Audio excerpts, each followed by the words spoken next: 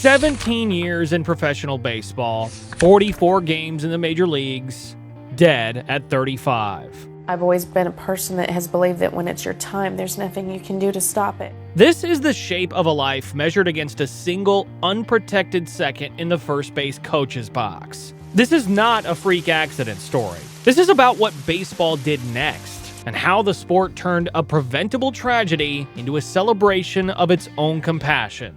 The path of a professional ball player is rarely a straight line, but for Mike Coolbaugh, it was a test of sheer endurance. Long before he ever stood on a professional diamond, he was the golden boy of San Antonio's Theodore Roosevelt High School. He was the star quarterback, the homecoming king, and a baseball prodigy. When the Toronto Blue Jays selected him in the 16th round of the 1990 draft, it felt like the natural progression of a family destiny. His older brother, Scott Coolbaugh, had already broken through the barrier to reach the major leagues, playing third base for the Texas Rangers and the San Diego Padres. Mike was fully expected to follow his brother's footsteps straight to the bright lights of the stadium. Instead, professional baseball dragged him into its deepest, most demanding trenches. Mike never played a single game for the Toronto Blue Jays.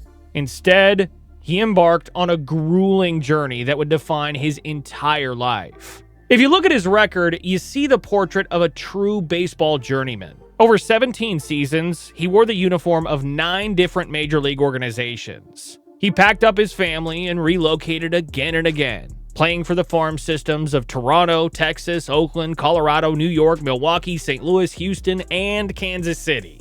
Yet, Mike was not a marginal player. He was a minor league legend. In 1997, while playing for the Huntsville Stars, he put together a season for the ages, breaking the Southern League's single-season runs batted in record by driving in 132 runs and hitting 30 home runs. He finished his career with 258 home runs and over 1,000 runs batted in.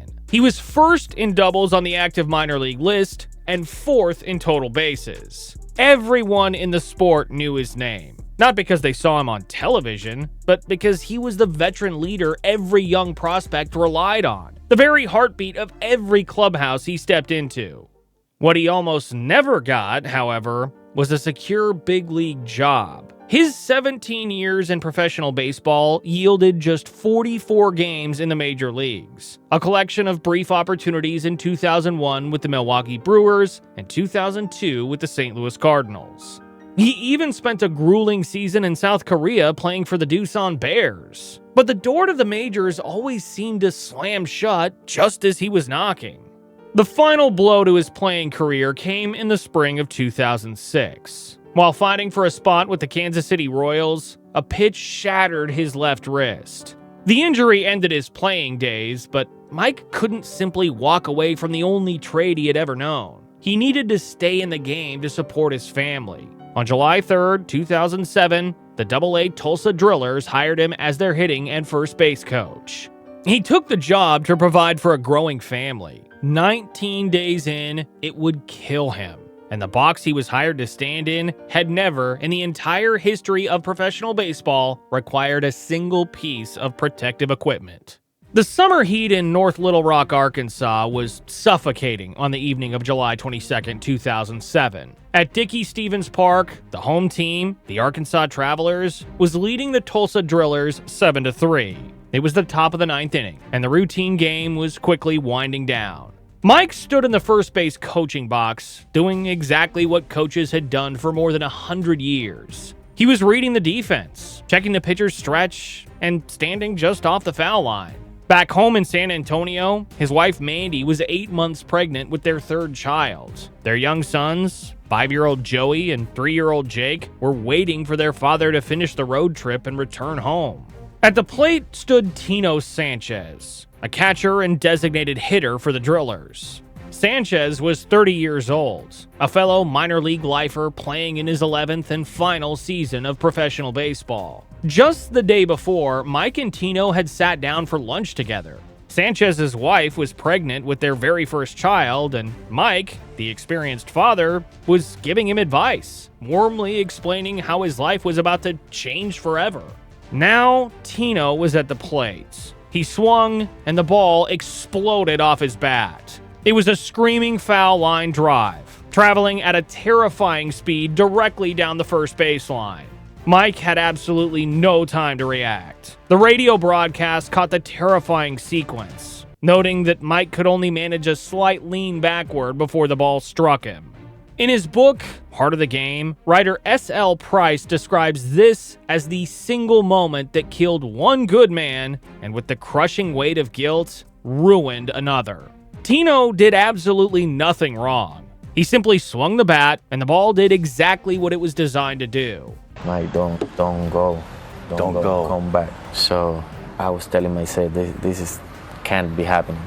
The screaming baseball did not strike Mike on the hard bone of his skull. It struck him in the soft tissue of his neck, just below his left ear. The force of the impact crushed his left vertebral artery directly against his cervical vertebra. The artery ruptured instantly, completely cutting off the flow of blood to his brain and causing a massive hemorrhage. Mike collapsed onto the dirt warning track. The ballpark fell into a stunned absolute silence.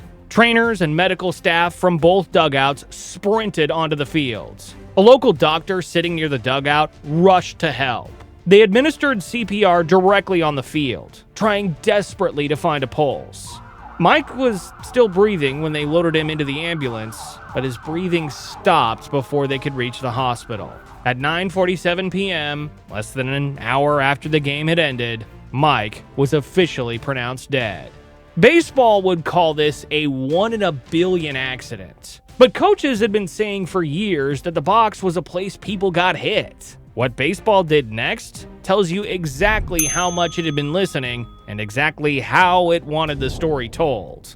The shock of the tragedy reverberated instantly through every dugout in the country. Glenn Allen Hill, the first base coach for the Colorado Rockies and a veteran of 13 seasons in the major leagues, had experienced his own share of terrifyingly close calls. Shaken to his core, Hill realized he could no longer stand in that box unprotected. Within days, he chose to put on a batting helmet during games. He and Oakland Athletics coach Renee Latchman became the only on-field coaches in the major leagues to wear head protection that season. But their actions forced a larger conversation. On November 8th, 2007, during the general managers' meetings, Major League Baseball's executives officially acted. They voted unanimously to require all base coaches in both the major and minor leagues to wear protective helmets, establishing the first uniform coach safety mandate in the sport's history. While the front office drafted new rules, a miracle was unfolding on the field in Denver. That autumn, the Colorado Rockies went on one of the most legendary runs in baseball history, winning 21 out of 22 games to charge all the way to the World Series. On October 4th, before the postseason began, the Rockies players gathered for a private team meeting. They voted unanimously to award Mike Coolbaugh a full postseason share of their playoff pool. This was not a minor symbolic gesture. The Rockies ranked 25th out of 30 teams in Major League payroll. Many of these players were making the league minimum, yet they chose to give up a massive portion of their own earnings. When the final playoff revenue was calculated, Mandy received a check for exactly $233,505.18. Rockies shortstop Troy Tulowitzki spoke for the entire clubhouse when he stated that they were simply happy to help the family, and his players' profound empathy deeply moved manager Clint Hurdle. The emotional peak of that legendary season came during Game 3 of the National League Division Series against the Philadelphia Phillies. Mike's young sons, Jake and Joey, walked out onto the grass at Coors Field. In front of a roaring crowd, the boys threw out the ceremonial first pitches to a standing ovation. By the following spring, the minor leagues took further steps to preserve Mike's memory, establishing the Mike Coolbaugh Award to honor minor league figures who demonstrated outstanding work ethic, mentorship, and a deep love for the game. The league now had its perfect narrative. They had passed a swift safety mandate, the players had stepped up with a beautiful act of financial generosity, and a memorial award had been created. It was a story of institutional healing and decisive action, and it was a story baseball loved to tell about itself. But beneath the comforting narrative lies a much darker reality. The first hard truth of this safety reform is that a standard batting helmet is engineered to protect the hard, flat bones of the skull. Mike Coolbaugh was not killed by a blow to the head. He was killed by a high-velocity impact to the soft tissue of his neck, just below his ear. The very equipment that Major League Baseball mandated and pointed to as proof of its quick safety action would have done absolutely nothing to save him. Sports writers and safety analysts pointed this out immediately, noting that the new helmets left the neck entirely exposed. The reform did not address the physical mechanism of his death. It addressed the optics.